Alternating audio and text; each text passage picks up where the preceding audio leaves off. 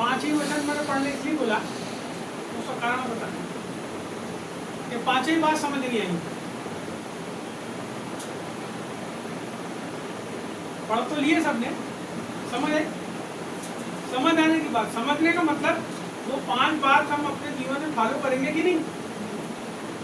वचन को पढ़ा और सुना और बताया इसलिए जाता है कि सुनने वाला, पढ़ने वाला अपने जीवन में उसको फॉलो करे, उसको समझ के फॉलो करे। ये पांच वचन यहाँ हमने पढ़े। यहाँ लिखा है बुद्धिमान पुत्र पिता की शिक्षा सुनता है। शुरुआत कहाँ से किया उसने? नहीं, कौन से बच्चे से किया? बुद्धिमान पुत्र कि मूर्ख बच्चे से किया?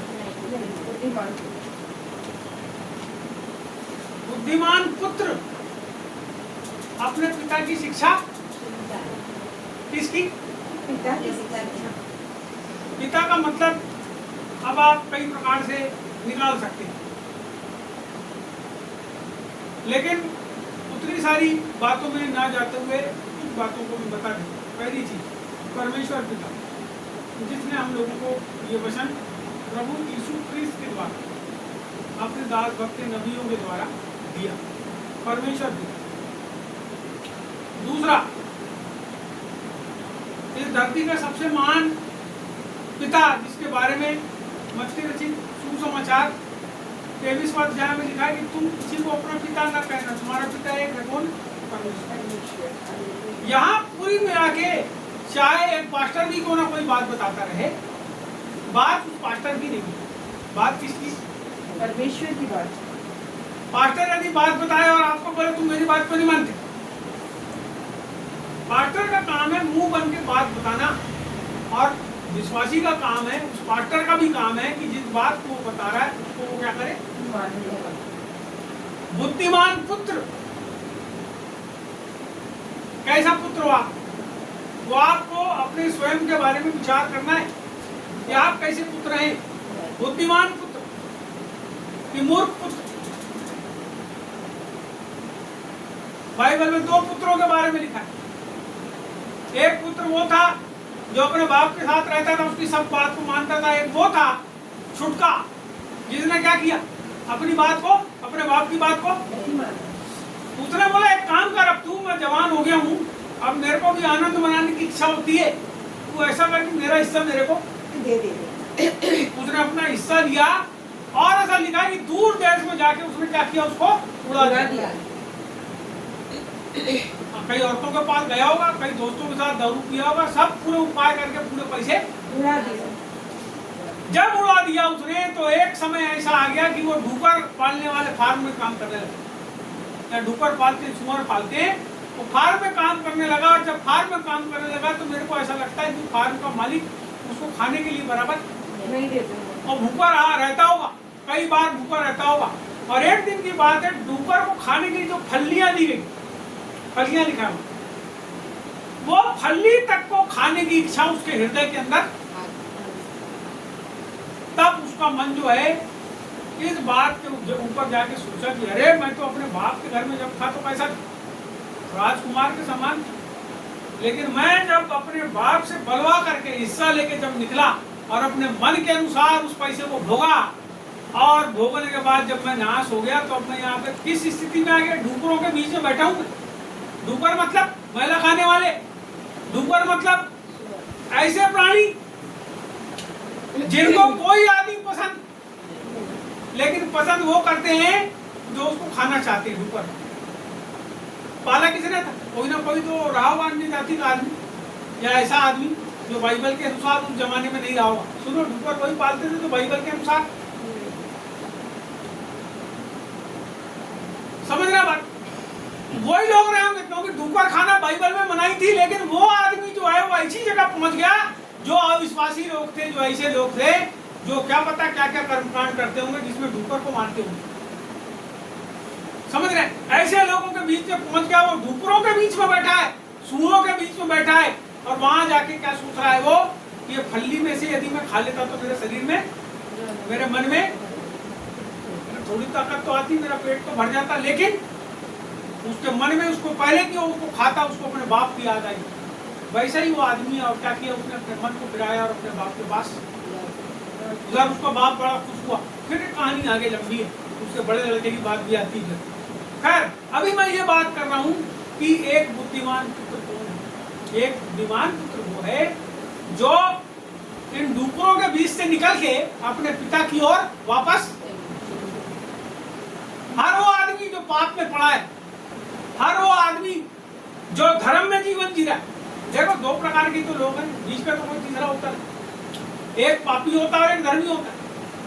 लेकिन कुछ लोग ऐसे होते हैं जो गुपचुप पाप करते हैं और अपने आप को, कुछ लोगों को कपड़ा लत्ता कंबल और खाना पीना खिला के अपने आप को धर्मी समझते हैं। ये बीच के आदमी होगा। ये कैसे होते हैं, दिखावा करने वाले लोग। पापी जो रहता है खुला पापी रहता है, हाँ मैं करता हूँ, क्या कर लेगा तू बता, अब भी तेरी कॉलर पकड़ के मारता हूँ, क्या कर लेगा बता। धर्मी कौन होता है, अरे मारता है तो मार भैया, मैं तेरे को कुछ नहीं करता, मैं तेरे बाटे नहीं जाता, जाते को जो लगे करे, मेरा प्रभु मेरे साथ है, मैं जाके प्रभु के रास्ते में चलूं। लेकिन ये कौन होता है, बीच वाला। बीच वाला वो होता है जो पाप भी करता है और दान दक्षिणा पुण्य करके अपने आप को सोचता मैं, लेकिन ना वो पापी होता ना धर्मी होता। कम से कम प्रभु पापियों से प्यार करता है, पापियों से, पापों से नफरत करता है, पापियों से प्यार करता है। प्रभु कम से कम पापियों से प्यार करता है कि वो बच जाएं। लेकिन ये दो चित्ता मन वाले, इनके बारे में प्रभु क्या कहता है, मैं इसके बाद आपको वही वचन में लेके जाऊंगा। अब यहाँ आगे लिखा है, बुद्धिमान पुत्र पिता की शिक्षा सुनता है। आप अपने जीवन में, आप अपने कामों में, आप अपने लोगों के साथ जिनके साथ उठते बैठते मिलते हो, आप किस श्रेणी में हो। आपको ये बात, आज का दौर ऐसा है कि चार लोग जब मिलते हैं, जब चार लोग दोस्त बन जाते हैं, तो जो तीन आदमी करते हैं, चौथा आदमी को भी वो चाहते हैं कि वैसा ही काम, वैसे ही काम। आपको पता है, आप जिन लोगों के साथ रहते हो, उनके साथ रहते हुए भी यदि आप प्रभु की आज्ञा का पालन कर रहे हो, उसकी बात को सुन रहे हो, तो आप बुद्धिमान। लेकिन जब आप उनके साथ रह के उनके अधर्म में साथ देते हो, जिससे प्रभु घृणा करता है, तो आप मूर्ख आदमी। आपको पता मूर्ख कौन है, जो परमेश्वर की बात को ना सुने और अधर्मी का साथ है, वो मूर्ख आदमी। इसके आगे चार पद आ रहा है, लेकिन मैं वहां नहीं जा रहा हूं। मैं जहां जा रहा हूं अब यहाँ बीच के लोगों के पास, और इन बीच के लोगों के बारे में यदि आप देखना चाहें, बुद्धिमान और मूर्ख के बीच के कुछ आदमी और उनके बारे में हम देखना चाहें, तो इस समय हम निकालेंगे मत्ती रचित सुसमाचार और उसका 23वां अध्याय, और कोई इसके पहले अध्याय से लेकर के 7वें अध्याय तक पढ़ दें। तब यीशु ने भीड़ से और अपने चेलों से कहा, अच्छा, शास्त्री और फरीसी मूसा की गद्दी पर बैठे हैं, इसीलिए वे तुमसे जो कुछ कहे वह करना और मानना, परंतु उनके से काम मत करना, क्योंकि वे कहते तो है पर करते नहीं। वे एक ऐसे भारी बोझ को जिनको उठाना कठिन है बांधकर उन्हें मनुष्यों के कंधों पर रखते हैं, परंतु स्वयं उसे अपनी उंगली से भी सरकाना नहीं चाहते हैं। वे अपने सब काम लोगों को दिखाने के लिए करते हैं। वे अपने ताबीजों को चौड़ा करते और अपने वस्त्रों की कोरे बढ़ाते हैं। भोज में मुख्य मुख्य स्थान और सभा में मुख्य मुख्य आसन, बाजारों में नमस्कार और मनुष्य में रबी कहलाना उन्हें भाता है। बोलो यीशु मसीह की जय। जहाँ पे कुछ ऐसे लोगों के बारे में लिखा है जो ना धर्मी है और ना, लेकिन ये दोनों का जो मिक्सचर होता है, दो लोगों का मिक्सचर है। राजनीति करने वाला जो आदमी रहता है, राजनेता, वो अच्छा रहता है ना, नहीं रहता, अच्छा काम करता है और खराब रहता है कि तो प्रभु यीशु मसीह में बहुत सारे ऐसे लोग आए हैं जिन्होंने प्रभु यीशु मसीह को अपना उद्धारकर्ता ग्रहण किए, लेकिन उनके जीवन के अंदर प्रभु के काम दिखाने के लिए नहीं है, नहीं, प्रभु के काम दिखाने के लिए क्या दिखाने के लिए कि हम धर्मी हैं। किसको दिखाने के लिए? परमेश्वर को नहीं। किसको दिखाते? किसको दिखाते? वास्तव में हमारे काम किसको पसंद आना चाहिए? परमेश्वर को पसंद आना चाहिए। भले ही मेरे काम आपको पसंद ना आए, लेकिन किसको पसंद आना चाहिए? परमेश्वर को पसंद आना चाहिए। हमारा जो जीवन है, हमारे जीवन के अंदर परमेश्वर ने हमको जो बुलाया है, हम अपनी उस चाल में चल रहे हैं या नहीं चल रहे हैं, इस बात को हमको निरंतर ध्यान करते हुए चलना है। कैसे चलना है? ध्यान करते हुए। हमको जिस काम के लिए प्रभु ने बुलाया है, हम उस काम को कर रहे हैं कि नहीं करते हैं। दिखावा करने वाले, यहाँ पूरे लोगों के बारे में कुछ बातें यहाँ शुरू हम पढ़ेंगे। यहाँ लिखा, तब यीशु ने भीड़ से और अपने चेलों से कहा। यहाँ प्रभु दो प्रकार के लोगों से कह रहे हैं। पहली चीज है भीड़ और दूसरी है, पहली चीज है भीड़ और दूसरी है चेले। यहाँ इसका मतलब है प्रभु अपने लोगों से भी बात कर रहा है और प्रभु उन लोगों से भी बात कर रहा है जो उसके पीछे पीछे चिन्ह और चमत्कार को पाने के लिए आ रहे हैं। चेला कौन है? जो प्रभु की बात को मानता है। और भीड़ कौन है? जो देखने के लिए आती है, तमाशा देखने। तमाशा देखने वालों में कुछ पाने वाले भी होते हैं, कुछ गाली बकने वाले भी होते हैं, कुछ केवल यह देखने की सही काम हो रहा है कि नहीं, गड़बड़ काम हो रहा है, क्या हो रहा है, वो अवलोकन करने आते हैं, चुगलखोर होते हैं। वो जाके क्या करते? इधर की बात को चलना है, चल तो देख के आते। होता है ना, एक जगह एक जन ने दुकान लगाया, बहुत भीड़ लग गई, एक जना चल रहा, देख के आते क्या है क्या है क्या है। तेरे को मतलब क्या मान जाती, समझ रहे बात? देखने वाले लोग कहाँ रहते हो, और वहां देखेंगे और आगे किसको बताएंगे? वो आदमी को बताएंगे जो अपने जिंदगी शांति के साथ प्रभु के अनुसार जी रहा है। उसको आगे क्या बताते हैं? अरे वो वहां गए थे हम, वो वाली कलीसिया में तो ऐसा हो रहा था, अरे वहां के पास्टर ने तो ऐसा बोला, तो ये बोलता ऐसा क्या, उसको आगे भड़का दिए तुम। अरे वो जो भाई तुम्हारे घर प्रार्थना में आती है, वो फलानी वाली जगह में बैठी थी, ऐसा क्या? कौन है लोग? भीड़ का हिस्सा है, ये प्रभु के लोग नहीं। चुगलखोर जितने में रहेंगे वो कौन है? आपको बताऊं, जो चुगली करने वाले की बाई में रहता है, यानी चुगली करने वाले के पीछे, उसके पीछे से कान लगा के रखता है, वो आदमी भी धीरे धीरे विधर्मी होगा। इसका मतलब वो उसकी बात को सुनेगा और गलत काम करेगा तो गुस्सा आएगा उसको। आपको पता है जो कान के अंदर जो आके फुसफुसाते हैं, वो शैतान की ओर से फुसफुसाते हैं। बाइबल में लिखा है फुसफुसाने वाली आवाज। फुसफुसाता कौन है? फुसफुसाता कौन है? सांप। चुगली करने वाला कैसे बोलता? चुगली करने वाला। जरा इधर एक बात बताता हूँ, नहीं यहाँ चार बने बैठे, इधर इधर बताता हूँ।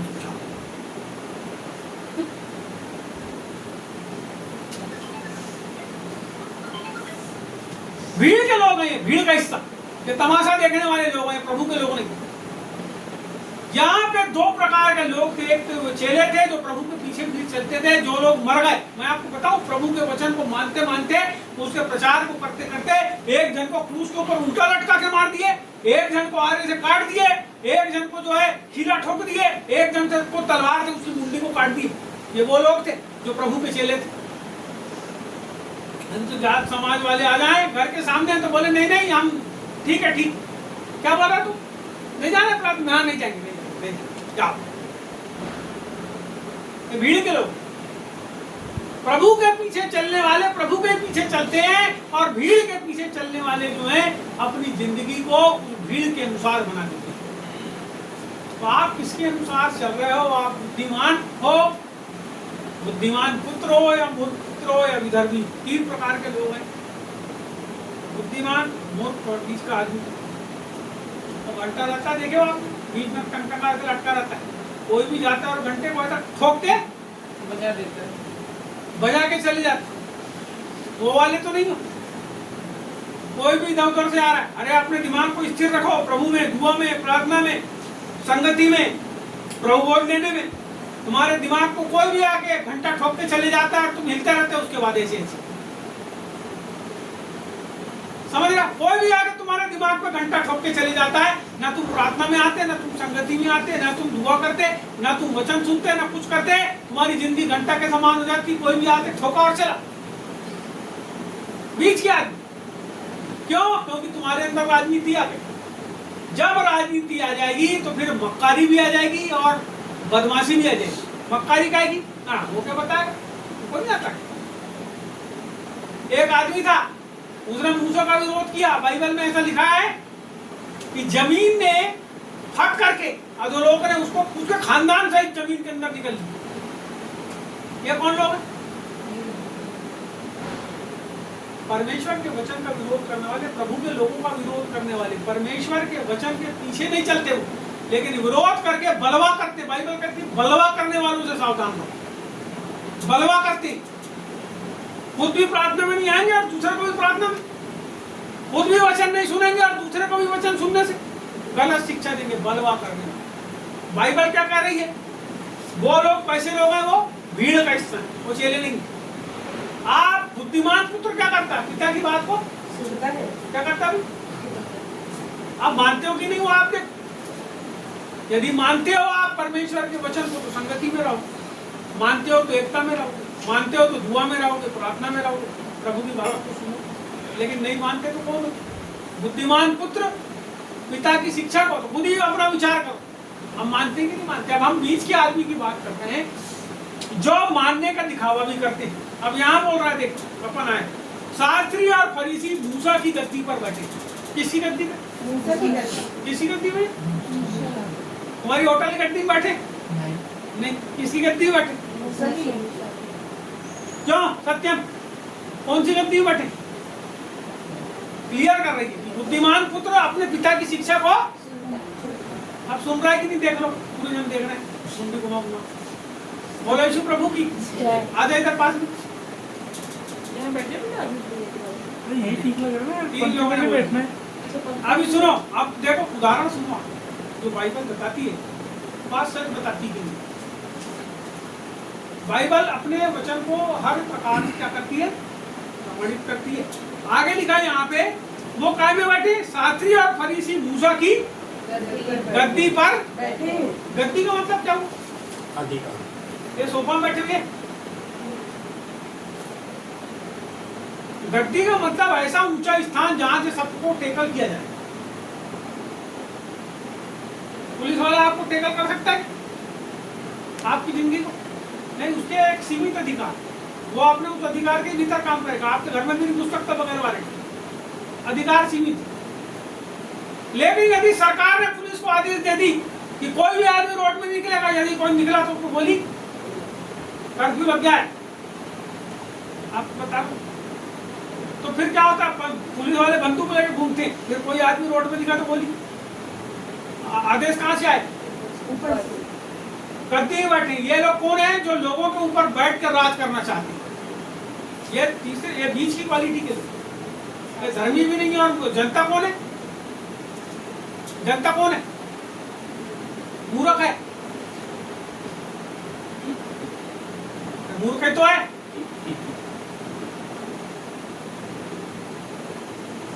किसकी बात सुन रहे हो आप? अपने खुद के मन के हिसाब से जिंदगी जी सकते हो। लेकिन आप हमारे देश को छोड़ के दूसरे देश में जाओगे तो वहां पे आप देखो, वहां की जनता मूर्ख नहीं। यहाँ पे हम प्रभु में जो लोग हैं, हम अपने कर्मों के द्वारा, हम अपने कामों के द्वारा, हम अपने ना सुनने के द्वारा अपने आप को क्या बना देते? हम अपने संविधान के अनुसार, देश के संविधान के अनुसार जब जीवन जीते हैं तो हम बुद्धिमान हो जाते हैं। आपको उसका ज्ञान होना।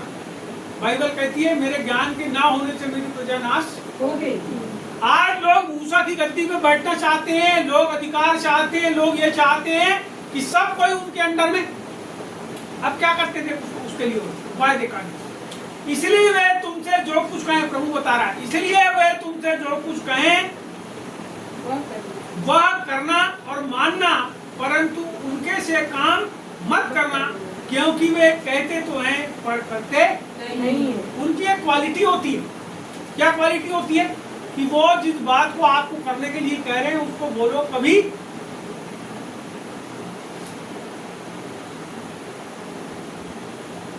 चलो अपने को प्रभु को अलग भवन बनाना है, भवन बनाना है, भवन बनाना है।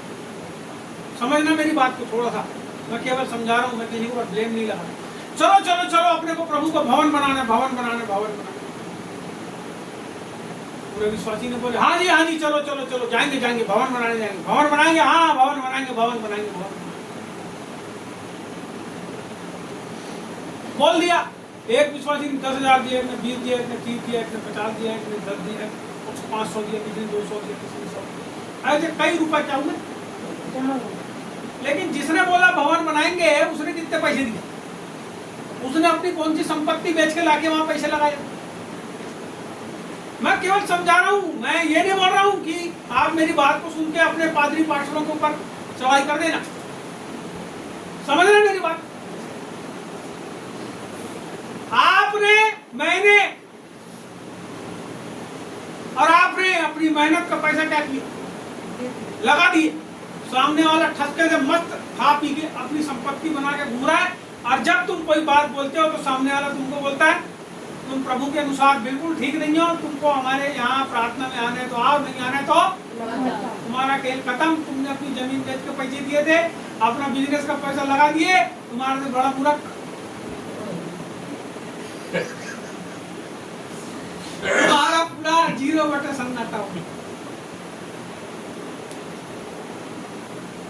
बोलता है वो जैसा करने के लिए कहे वैसा करना और उनकी बात को भी सुनना, परंतु उनके जैसी चाल, क्योंकि वो करने के लिए तो बोलते हैं परंतु खुद नहीं करेंगे। हाँ, इसलिए बहुत सतर्क और सावधान होकर सुनो। मैं आपको अपनी बात बताऊं, बहुत साल पहले की बात है।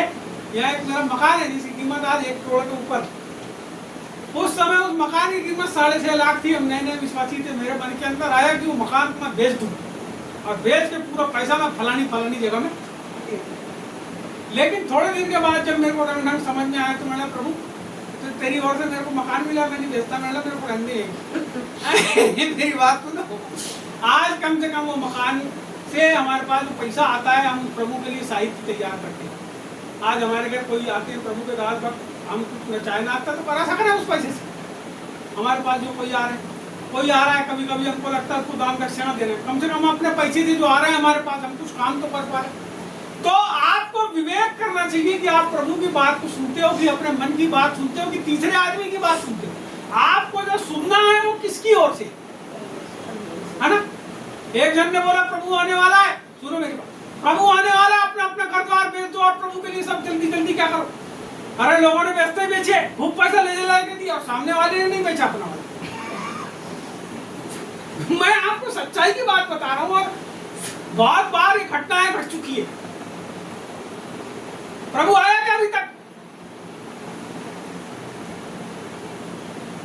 तुमको प्रभु ने बोला जागते रहो, प्रार्थना करते रहो। प्रभु का जो दिन है वो तुम नहीं जानते, वो चोर के समान कभी भी तुमको मालूम होगा भाई। रात भर तुम जगते हो क्या? चोर आएगा आज हमारे घर में? नहीं, सोते हो आराम से। इसलिए प्रभु ने बोला जागते और प्रार्थना करते। जागने का मतलब प्रभु के लिए जागते रहो। अरे सो भी रहो तो प्रार्थना करके सो। प्रभु तू आएगा तो हमको अपने साथ कोई जरूरी नहीं है कि तुम जगते रहोगे तभी आए, सो भी जाओगे तो प्रभु आ सकता है, लेकिन तुम उसके साथ जाना चाहिए। ये ऐसा ही टीचिंग है। इसका मतलब ये नहीं है घर द्वार भेज दो, अपना खेत भेज दो और प्रभु के लिए सब खर्चा कर दो। वैसा वाला कोई अभी फिलहाल ऐसा नहीं, क्योंकि ऐसा कोई मेरे को पादरी पास्टर प्रचारक पूरे विश्व के अंदर नहीं मिला, आज तक नहीं मिला, जो जितने पैसे उसके पास आए पूरे प्रभु के लिए खर्चा कर रहे और नंगा फकीर फक्कड़ जैसे घूमता रहे जोर टांग। मेरे को तो नहीं मिला आज तक। तुमको मिला कहीं? मैं जब यीशु मसीह में आया तो ऐसी हो गया था, मैं फकीर फक्कड़ जैसे। ये भैया से पूछ लो, इतनी लंबी दाढ़ी थी, खींचे में पैसे नहीं रहते थे, चलाता ही चलाता था गाड़ी, जहां तहां जाके यीशु मसीह का प्रचार। कोई दान भी नहीं देता था मेरे को। कम से कम आज पास्टरों को प्रचारकों को पैसे तो भी देते लोग। अरे पास्टर जी मेरे घर में आते हैं, लोग 10 रुपये रखो प्रचार, कोई नहीं दिया। लेकिन हम घूमते ही रहे अपने पैसे लगा लगा। अब प्रभु का धन्यवाद हो कि जो काम हमने किया हम उस बात को आपको सिखा। जिस काम को हमने किए नहीं, हम कहाँ से बोल रहे हैं हम ऐसा करके ऐसा नहीं। मेहनत करके प्रचार किए, पैसे कमाए लोगों के पास, हमने प्रभु के संदेश को। मैं आपसे बताना चाहता हूँ, यहाँ लिखा है लोग मूसा की गद्दी को चाहते हैं और क्या चाहते हैं कि लोग उनकी सब बात को माने। तो प्रभु बोलता मान भी, लेकिन उनके जैसे काम मत करो। ये बीच के लोग हैं। और हम कौन सी श्रेणी में आ रहे हैं? हम उनको उस श्रेणी में रहना है जो अपने पिता परमेश्वर की बात को सुनते। हमको उस श्रेणी में रहना, तब हम बुद्धिमान ठहरेंगे। मैं किसी का विरोध कर रहे हैं आपसे नहीं करता। आप किसी का विरोध मत करो जी, चुपचाप अपने घर में रहो। कोई की बात खराब लग गई ना, आके चुपचाप घर में बैठ के प्रार्थना कर लो और प्रभु को बता दो। दूसरे को बताओगे ना तो दूसरे आदमी के मन के अंदर भी डाह आएगी उसके लिए और वो उसको बाहर देखेगा। तो अपने को याले काम प्रभु की ओर से करना है कि नहीं? क्या करना है? वहां लिखा है यदि तेरा कोई बैरी है, बैरी का मतलब तो करता है जो उनको खराब बोलता है, तो क्या कर उसके लिए क्या कुछ कर, डंडा लेकर लड़ने चले जाओ उससे। क्यों जाते तुम डंडा ले लेके? कोई ना कुछ बोल भी दिया तो चुपचाप प्रार्थना कर लो ना अपने घर में, उससे लड़ने की क्या जरूरत है? तुमने ऐसा क्यों बोले? वो 50 कारण तुमको बताएगा फिर हमने इसलिए ऐसा बोला। वो कारण नहीं भी होगा तो भी वो बताएगा क्योंकि वो अच्छा बनना चाहता है ना। कारण क्या करेगा? इसीलिए प्रार्थना ही सबसे अच्छा उपाय। कोई हमको मारे, कोई पीटे, कोई लड़ाई करे, कोई झगड़ा करे, मैं आपको सही बता रहा हूं। बहुत सारी बातें मेरी पत्नी के मन के अंदर बहुत दिनों से डर था किसी बात, हमारे पारिवारिक बातों को लेकर कोई बात का डर था। उसको ऐसा लगता था कि मेरे पति को कुछ हो जाएगा तो मेरे को कोई आगे भगा तो नहीं देगा। लेकिन उसके डर का भी प्रभु ने समाधान 20 साल के बाद, 20 साल हो रहा धीरे धीरे 18-19 साल, उसकी बात का भी समाधान परमेश्वर ने किया ना। परमेश्वर के पास आप प्रार्थना करो, डरो मत, घबराओ मत। वो हो सकता है लंबा समय हो जाए, लेकिन लंबे समय के बाद परमेश्वर क्या करेगा? तुम्हारी प्रार्थना का उत्तर। अविश्वास मत करो जी। आपको बताता हूँ एक बार मैं और एक बहुत अच्छी बात बताता हूँ, इस बात को आप समझना। कई लोग कहते हैं कि बार बार टेका लगा के प्रार्थना करो कोई चीज। मैं आपको बताता हूँ, ऐसा विश्वास प्रभु के ऊपर करो और एक बार ऐसी प्रार्थना करो कि परमेश्वर तू ऐसा करेगा, परमेश्वर कर देगा। ऐसा विश्वास करके प्रार्थना करो और प्रभु पे छोड़ दो, परमेश्वर करेगा। जब तुमको लोग सताने लगे कि ऐसा नहीं होगा तो बैठ जाओ प्रभु के पास और बोलो प्रभु वो लोग ऐसा कहते हैं कि नहीं होगा, प्रभु तू उपाय कर, तू परमेश्वर उपाय कर। क्योंकि हमारा विश्वास किसके ऊपर? आगे बढ़ते हैं। यहाँ लिखा है वे एक ऐसा भारी बोझ को जिसको उठाना कठिन है बांधकर उन्हें मनुष्यों के कंधे पर रखते हैं। क्या करते हैं वो? ऐसा कठिन भारी बोझ जिसको उठाना भी कठिन है बांध के किसके ऊपर रख देते? मनुष्यों के कंधे। ऐसा करो, ऐसा नहीं करोगे तो ऐसा हो जाएगा। डराते भी नहीं, ऐसा नहीं करोगे तो अरे मरोगे तो नरक में चले जाओगे, वहां कीड़े हैं, बल बल बल बल बल बल निकलेंगे तुम्हारे शरीर के अंदर। हमारा परमेश्वर डर और भय का नहीं है, प्यार का परमेश्वर है। हमारा परमेश्वर ये चाहता है हमारे जीवन के अंदर कि हम उसकी बात को माने। बहुत सरल जी, बहुत सरल। एक बार कोई बात को किसी ने बोल दिया, उसकी बात को आप नहीं मान रहे हो, इसका मतलब कैसे?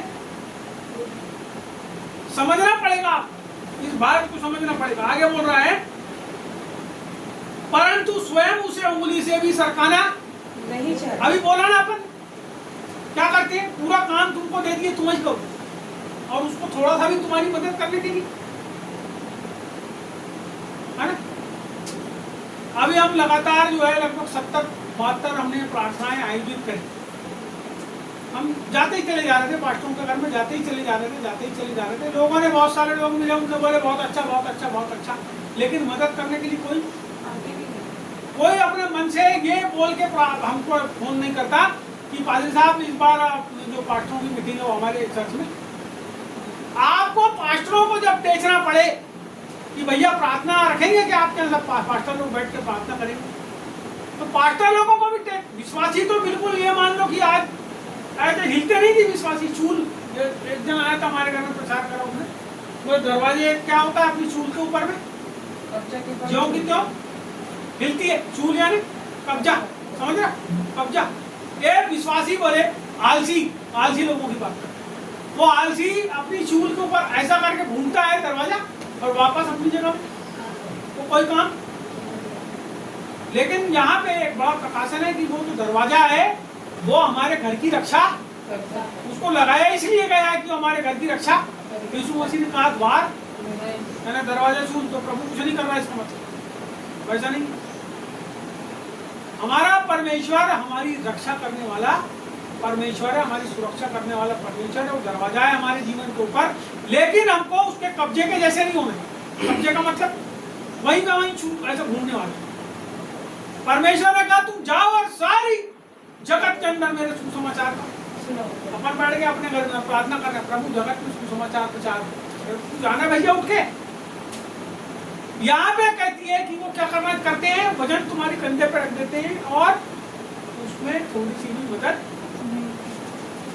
आप समझो किसी के ऊपर लादो मत बातों को, जो लोग तुम्हारे ऊपर केवल लादते हैं और करते नहीं, उनसे भी सावधान रहो। वो तुम्हारे साथी होना चाहिए काम करने के लिए आगे। यहाँ लिखा है वे अपने सब काम लोगों को दिखाने के लिए करते हैं। क्या करते हो? मैं लोगों को नहीं बोल रहा हूँ, मैं अभी अपन बैठे अपने को बोल रहा हूँ। कहीं हम लोग सब काम लोगों को दिखाने के लिए तो नहीं करते। इसको विचार करो आप। यदि आप चिल्ला के प्रार्थना कर रहे हो किसी के सामने, तो कहीं आप वो आदमी को देख के प्रार्थना तो नहीं कर रहे हो चिल्ला के। यदि किसी आदमी के आके तुम्हारे सामने बैठने से तुम्हारी प्रार्थना बदल जाती है और तुम्हारे कामों का तरीका बदल जाता है, इसका मतलब तुम किसी को दिखाने के लिए काम। यदि तुम एक जैसे हो उस आदमी के आने के पहले और उसके जाने के बाद भी, इसका मतलब तुम बिल्कुल परफेक्ट आदमी दिखाने के लिए क्या करते हैं, वो काम करते हैं। 5 वे अपने सब काम लोगों को दिखाने के लिए करते हैं। वे अपने ताबीजों को चौड़ा करते हैं। दूसरी बात, वे अपने ताबीजों को चौड़ा करते हैं। क्या होता है ताबीज? ताबीज क्या है? गले में गले में। तो ताबीज के अंदर क्या रहता था पता है? प्रभु के वचन को वो लोग ऐसा कागज में लिख के उसको ऐसा गुंडली बना के और ताबीज को ऐसा लंबा लंबा बना लेते, कोई चौड़ा बना लेते, चमड़े में लिखते थे उसको, हम लिख के वो बोले हमारी रक्षा कर। वैसे ही आज क्या कर रहे हैं लोग? ताबीज बना रहे। ताबीज क्या है? अब फिर से पूछा ताबीज क्या है? आज की तारीख में ताबीज क्या है?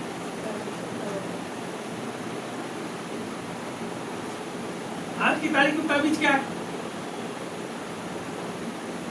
और लिखा नीचे अपनी वस्त्र की कोरों को चौड़ाते हैं। प्रभु का जो वस्त्र था उसकी कोर को, उसके किनारे को, कोर यानी किनारे, उसमें एक झालर लटकी रहती थी। वो एक स्त्री जो बहुत बीमार थी, उसने क्या करी, यदि मैं प्रभु के वस्त्र को भी छीन लूंगी तो क्या करूंगी? मैं यहाँ प्रभु को नहीं बोल रहा हूँ, एक बात बता रहा हूँ। लोग क्या करते हैं, अभी आपने गले में ये लगाया वो कपड़ा, ये उसमें तो झालर लटकी। अभी हम लोग स्कार्फ बनवाते हैं, तो स्कार्फ जब हम बनवाते हैं तो इतनी यानी आधा इंच से लेकर के इतनी चौड़ी एक बालिश तक की हम लोग लेस लगवाते हैं। उसको वस्त्र का पूरा है, लटकन वाली लेस है, अलग अलग लेस। देखो इनके इसमें लगी लेस, ये लेस, ये जो लेस है ये बताती है कि तुम्हारा स्कार्फ कितने रुपए का, समझ रहे? तुम्हारा स्कार्फ क्वालिटी कितने रुपए का है, तुम्हारी क्वालिटी क्या है। यहाँ 2 प्रकार की बात को बोला। पहली चीज बोला अपने ताबीजों को चौड़ा कर। ताबीज को चौड़ा कर। तुम्हारे पास कोई डिग्री है प्रभु की? कोई डिग्री, डिप्लोमा, कोई ट्रेनिंग वेनिंग, समझ रहे बात? वो बताते हैं कि हम बहुत पढ़े लिखे लोग। ताबीज यहाँ दिखता है छात्र में। एक होती चपरास जो याजक के पास रहती थी, उसको कोई भी आदमी पहन नहीं सकता। तो इन्हें क्या करें, बोले याजक ही पहनता है उसको, तो हम क्या करेंगे, हम यहाँ पे एक ताबीज लटकाएंगे अपने गले में। इनने अपने दिमाग से लगाया, प्रभु ने नहीं बोला तो ताबीज लटका लेंगे। इनने क्या करे, लोगों को दिखाने के लिए कि हम भी जो है यानी प्रार्थनाशील लोग हैं, हम समाज के रक्षक हैं, इन्हें क्या करे, गले में अभी बहुत से लोग हैं अपने गले में ऐसा पट्टा लगा के, घमंड का पट्टा, मैं प्रभु का जन हूँ बहुत बड़ा, मैं ऐसा हूँ, मैं वैसा हूँ, मैं मॉडरेटर हूँ, मैं आर्च बिशप हूँ, मैं फलाना वाला बिशप हूँ, मैं रेवरेंट हूँ, मैं मोस्ट रेवरेंट हूँ, मैं डिग्रीधारी हूँ। एक कई लोग तो आजकल डिग्री बेच रहे हैं। बेचने का मतलब बगैर पढ़ाई डिग्री दे देते हैं। उनको बोलते हैं पत्राचार है, 1 महीने में 1 दिन तुम्हारी क्लास होगी और 2 साल के बाद तुम पैसे भर देते रहो, आखिर में तुमको डिग्री दे दिया। वो जिनको डिग्री मिली है उनसे बाइबल के बारे में पूछो तो उनको 0 बटे सन्नाटा है, उनको कुछ नहीं मालूम। जिनके पास ऐसी डिग्री है ना, जो BTH, MTH, DD, फलाना ढिमका ये सब करें, पुराने में पढ़ के करते थे, अभी में क्या करते हैं, पत्राचार में करते हैं। और पादरी पास्टर प्रचारक अपने आप को बोलते DD, फलाना ढिमका DD, हमको उसका मतलब होता है डॉक्टर ऑफ डिविनिटी। उसको तो डॉक्टर का मतलब भी नहीं मालूम क्या होता, और डॉक्टर ऑफ डिविनिटी लिखता है अपने नाम के साथ। तुम ऐसे, ये सब संसारिक उपलब्धियां हैं, ऐसे मत बनो, अपने आप को बहुत बड़ा आदमी मत बताओ। ये तो वस्त्र का कोने पे आता हूँ। आपका वस्त्र जितना कीमती रहेगा, आप उतना उसमें ब्रांड लगा, ब्रांड का स्टिकर। आपका स्कार्फ जितना अच्छा रहेगा, उस पर जितनी ज्यादा चौड़ी कोर लगी रहेगी। समझ रहे? भले टी-शर्ट पहने हो, कितने की है? बोले 4000 की। तेरी वाली कितने की? 300। 4000 और 300 में क्या फर्क है? तो बोले तो टैग लगा नीचे, ये पीछे, इसका फर्क, ब्रांड का फर्क। समझ रहे बात? ब्रांड में कुछ नहीं होता। शरीर के ऊपर यीशु मसीह का वस्त्र होना चाहिए, हालेलुया। उसके द्वारा पहनाया हुआ वस्त्र, जिसमें उसके वचन की मनमोहक कोर हो, जो हमारे जीवन के ऊपर काम करे। हमारे माथे के ऊपर परमेश्वर का वचन जो है, हमारे हाथ के ऊपर धागे में परमेश्वर का वचन, ये वचन हमारे हाथ में, हमारे माथे पे, हमारे गले पे, हमारे छाती के ऊपर बंधा हुआ रहना चाहिए। वो हमारी योग्यता है जब हम उसके अनुसार चलते हैं। मैं आपको बताना चाहता हूँ, अपने नाम के आगे कुछ भी लिख लो, अपने आप को कुछ भी बोल लो, लेकिन कर्म तुम कैसे करो? ऊपर के बाड़े में रहने वाले उस लड़के के समान, जो अपने पिता के घर को छोड़ के ऐसी स्थिति में आ गया कि अब ऊपर के बाड़े में आके,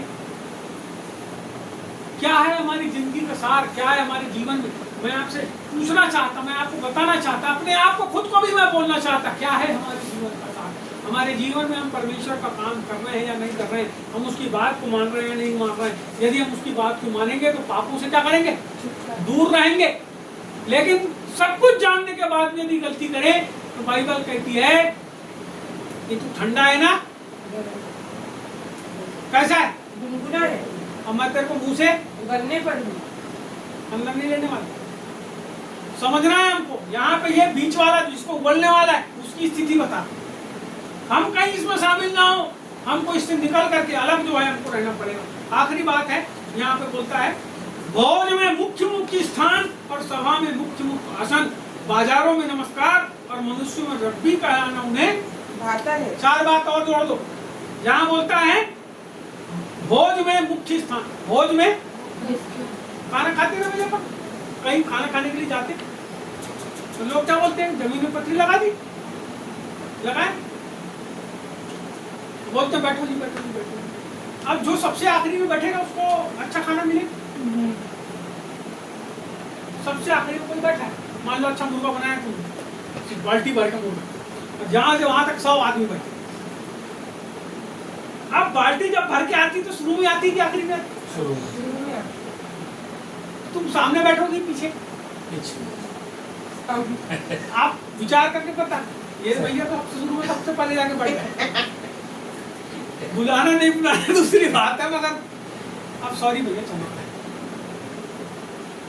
मैं भी जाऊंगा कहीं तो क्या सोचूंगा? अच्छा मिलना चाहिए। मैं कहाँ बैठूंगा? सामने से बाइबल कहती है वो कहाँ जाके बैठना चाहती? मुख्य मुख्य बोलो स्थान। भोज में, काय में? इसका मतलब खाने के लिए। वो भोज को हटा दो, वहां लिख दो खाने के लिए। कहाँ बैठना चाहते? सामने सामने टेबल में सबसे पहले। अरे लेकिन दूसरी बात बोलता है सभा में। पहली चीज बोला भोज में, दूसरी बात क्या बोला? क्या बोला? सभा देखिए आपने, यीशु मसीह वाली सभा।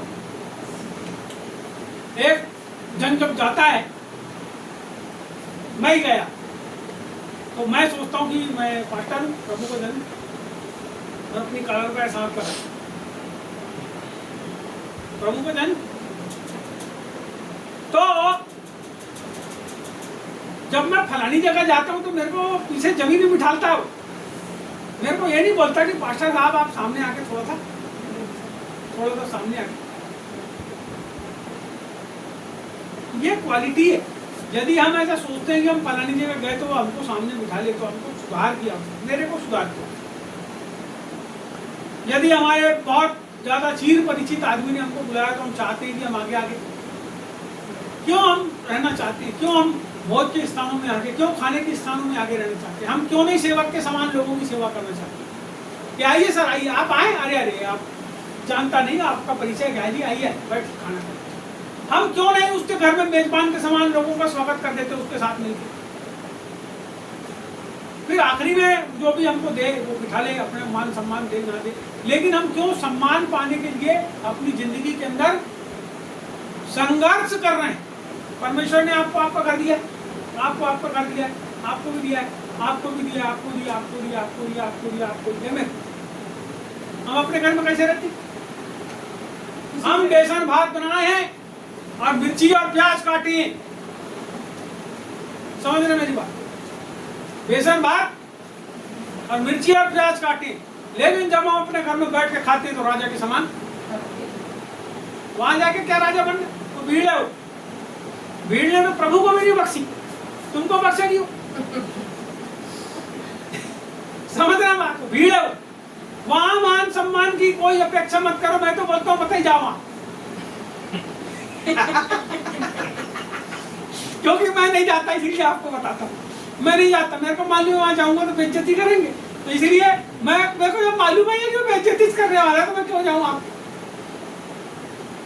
समझ रहे बात आप, आपको मालूम है कि उठा के पटकने वाला रास्ते में तुम पे कर, तुम जाओ वहां से, जाओगे तुम मत ही जाओ, वैसा समझते तू काले अपना काला हमको नहीं करना है,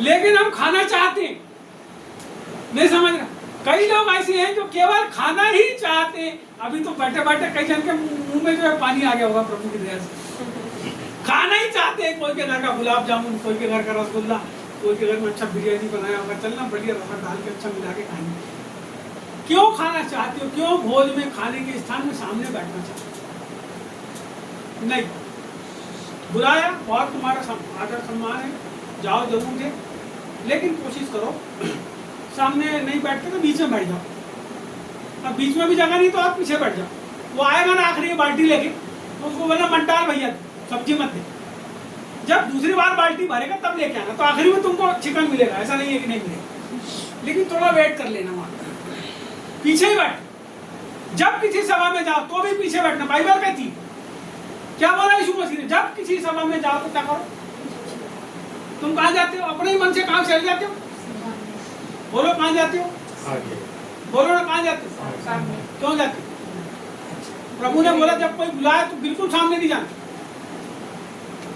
क्यों, क्योंकि वो जानता है सदूकी और फरीसी जो धर्म के ठेकेदार है वो कौन सी जगह चाहते हैं, कि वो किस स्थान चाहते, लेकिन यदि तुम प्रभु के जन हो तो कहाँ रहोगे तुम, पीछे पीछे, तब वो जो मेजबान है, तब वो जो उस कार्यक्रम का संचालक है, तब वो जो भोजन को बनाने वाला, उस जगह के ऊपर सबको खिलाने वाला है, यदि तुम उसकी नजर में सम्मानित आदमी हो तो वो क्या करेगा, पीछे हाथ जोड़ के आएगा और बोलेगा सारा आप यहाँ क्यों बैठे, आप हमारे लिए आदरणीय, चलिए आप सामने, वो आपको सामने की ओर लेके जाएगा और आपका आदर करेगा और आपको सामने मुख्य स्थान में उठा के भोजन कराएगा, तब वो जो देखने वाले हैं वो भी बोलेंगे अरे हम तो उसको फालतू आदमी समझ रहे थे, ये कौन निकला, अरे ये तो मुख्य आदमी निकला। तो आपकी वैल्यू क्या है उस भोज में तब पता चल जाती है, आपकी वैल्यू क्या है उस सभा में तब पता चल जाती है जब आप पीछे बैठे रहते हो और कोई आदमी हाथ पकड़ के आपको सामने ले, आप पहले सामने चले गए तो क्या बोलता है वो, अरे भैया ये हमने मुख्य अतिथि के लिए कुर्सी रखे, आप उठो यहाँ से, यहाँ पे दूसरा आदमी। परमेश्वर ने जिस बात को हमको सिखाया है हमको उसको फॉलो करना है।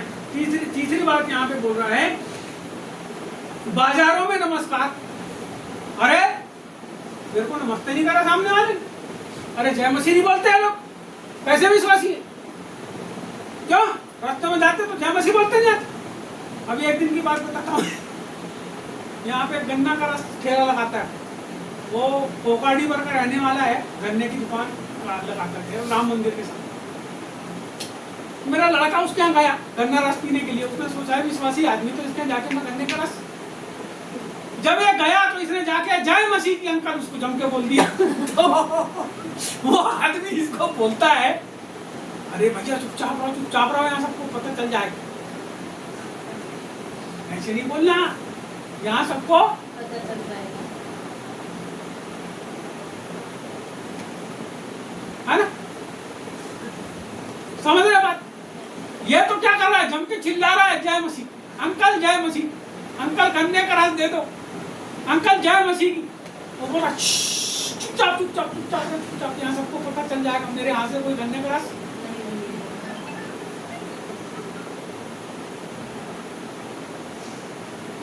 आप सोचो आप कितना बचते हो, कितना बचते हो। यहाँ कहता है वो बाजार में नमस्कार क्या चाहती है, नमस्कार। अरे कोई तुम्हारी इज्जत नहीं करता तो मत करने तो कोई बात नहीं, प्रभु करेगा इज्जत। आखिरी बात, आखिरी बात यहाँ लिखा है, और मनुष्य में रब्बी कहलाना उन्हें, मनुष्यों में रब्बी कहलाना। रब्बी का मतलब गुरु, गुरु को मतलब पादरी, गुरु को मतलब रेवरेंट, गुरु का मतलब बिशप, गुरु को मतलब और कुछ बहुत सारा। उनको भाता है और अच्छा लगता है, तुम ऐसे मत।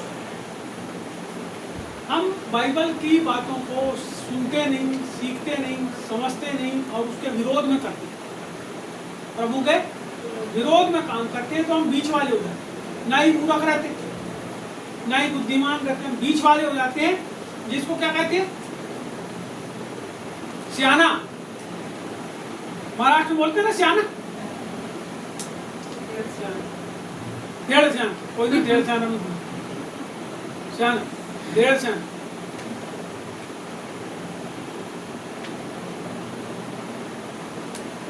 तो कौआ अपनी चोंच कहाँ मारता है, सियाने को बस वैसी हो जाती। तो हमको सतर्क और सावधान रहना है जब हम प्रभु के पास आते हैं। हम भीड़ का हिस्सा ना बने, परमेश्वर ने हमको विशिष्ट होने के लिए, आपको पता है आप भीड़ का हिस्सा नहीं हो, क्यों? क्योंकि परमेश्वर ने आपको विशिष्ट होने के लिए बुलाया। विशिष्ट का मतलब एक खास व्यक्ति। जब आप अपनी माँ के पेट में थे तो इंडिविजुअली, यानी अलग अलग, हमको हमारी माँ के पेट के अंदर क्या किया प्रभु ने, चुना है। उसके पहले कि हम बनाए जाते, उसके पहले सृष्टि के आरंभ से प्रभु, हम विशिष्ट लोग, ये संसार की भीड़ में क्या हम लोग नहीं। इसीलिए जब हम प्रभु की बातों को मानते हैं तो उस भीड़ का हिस्सा नहीं होते, और जब नहीं मानते हैं तो हम भीड़ नहीं चलेंगे। हमको समझना पड़ेगा हम वास्तव में कौन है, प्रभु के हैं, प्रभु के साथ हैं कि प्रभु के बिना हैं। यदि प्रभु के साथ हैं, यदि हम प्रभु के चेले हैं तो वो भीड़ नहीं है। जहां से हमने शुरुआत करे थे वहीं आ रहे हैं। जहां अगर हम चेले हैं तो हम भीड़ में नहीं है, और यदि हम भीड़ है तो हम चेले नहीं, क्योंकि प्रभु ने वहां दो खंड किए। हमको समझने की जरूरत है, क्योंकि बाइबल कहती है यदि तुम उसके चेले होते तो उसके अनुसार चाल चलते, तो उसके अनुसार चाल चलना, उसकी बात सुनना, उसके अनुसार मिलेगा। तो आइए हम सब प्रार्थना करेंगे, परमेश्वर हमारे जीवन में काम